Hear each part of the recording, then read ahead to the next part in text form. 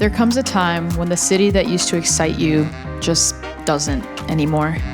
When the routine and the boredom of your everyday environment becomes too comfortable, too familiar, and too predictable. This happens to everyone in almost every facet of life. You start to overlook the things you once used to love about a place, a person, or a passion of yours. But when I look closely enough, Austin is still there. Hidden in the pockets of new developments and trendy restaurants, I forgot there's still a resilient community of young creatives, Black and brown entrepreneurs, gritty backdrops, and art that embodies what so many claim Austin used to be. My name is Jasmine Quiñones. I do filmmaking, directing, photography, and we are here in Austin, Texas. So I got to Austin about 6 years ago. I moved here because I was searching for kind of a new city to start my creative career, really. But I think at that time, I was really looking for a place where I felt like I could grow with the city versus like being thrown straight to the wolves in a big city like LA or New York. So we're in the East Austin area. This is East Cesar Chavez, and we're at a vegan food truck park. But I really like just East Austin in general because there's so many textures, there's so many people here. You can tell they've had houses here, they've lived here for years and years and years and years, and you see a lot of the old infrastructure here. There's still a lot of like really cool like warehousey spots, a lot of like small neighborhoods, all these classic cars on the neighborhood streets. I mean, this neighborhood was historically like Black and brown people, and like Austin is full of like musicians and artists. East Austin still embodies a lot of this like gritty artist culture that I personally look for and I like. It's not like new shiny glass buildings everywhere. It's very like you have street art, wall art, old warehousey places, railroad tracks that you don't see anywhere else in the city. That's kind of why I enjoy East Austin. Since I've been here, the population boom, especially during the pandemic and after the pandemic, was insane. I just started to see like left and right, a new condo or new development going up. There's like 2 new skyscrapers. They're just popping up. When I moved here, there's this grittiness, this like Austin is weird, Austin's about music, Austin's about culture, Austin's about, you know, all this art. It definitely feels like as time has gone on, it's become a little harder to feel attached to that because, I mean, there's been so many iconic Austin spots that have gone out of business or they can't pay the lease anymore, and then a new, shiny, more modern business moves into that building, or they just completely tear down.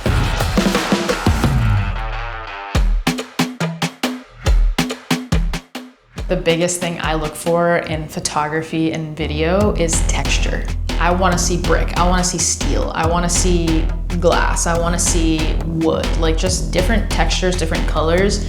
New buildings just don't have any of that texture anymore.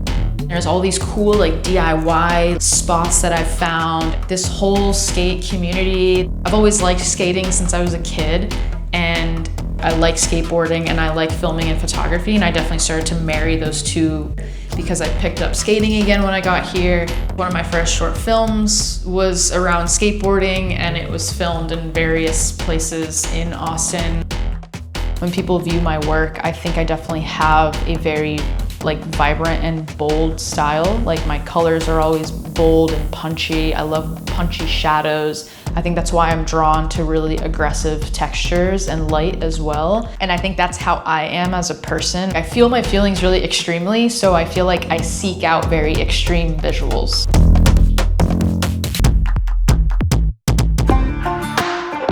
So the gear that I use the Fujifilm X-H2S for video. That's my main video camera, my nice beefy camera. It does 6K video, which I personally really love. And then for photo, I also use Fujifilm cameras. I have quite the collection of Fujifilm cameras. The one that I'm using currently is actually the XE5, which came out recently. It's just like a nice rangefinder style camera. The body just feels really well built. It just looks good. I literally get compliments when I go and I walk out with that camera. People that don't even know anything about cameras, they're like, man, that's like a really pretty camera. Those things to me matter. I love when cameras are like conversation starters. The little silver flash that I have on my XE5 is called a media light flash. I actually saw my friend post about it on Instagram and I was like, oh my God, I need that because some of my cameras don't have built-in flashes. So I wanted a tiny flash to use because I do have a big Godox flash, but it's like one of the tall, powerful ones. And I was like, oh, I want something that I can fit in my pocket. And it's cool because it also helps with like the retro feel a little bit because you just put the little flash on the top of the hot shoe, but it's nice.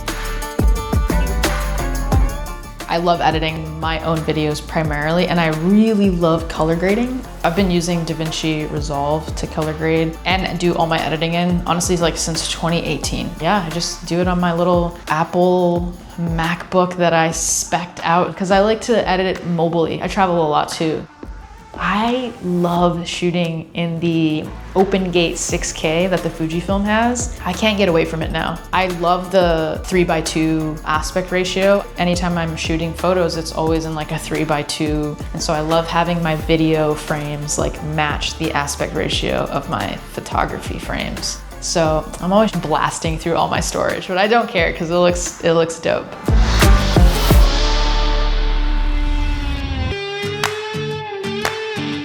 I'm Puerto Rican. My mom and my dad were born, raised in PR. I was not raised in Puerto Rico, I was actually raised in Florida. I obviously have a strong tie to Puerto Rican culture. It's very homey to me, and there is not really any Puerto Rican culture here. What Austin does have really strong is Mexican culture. I've gotten to learn about a whole new food culture, traditions that they have. My fiance is actually Mexican. It's really cool to, I don't know, just to like hear how different people speak here when they do speak Spanish, and the accent is so different. I think a lot of the influx of people that have come here to Austin have been predominantly white. It's really interesting as like a queer Puerto Rican woman to kind of be in this city and try to really search for those pockets of community, intersectionality. And when you think Texas, you don't think of queer people. A lot of the times, like, you know, strong Latin cultures, they can be very dismissive and not accepting of queer individuals.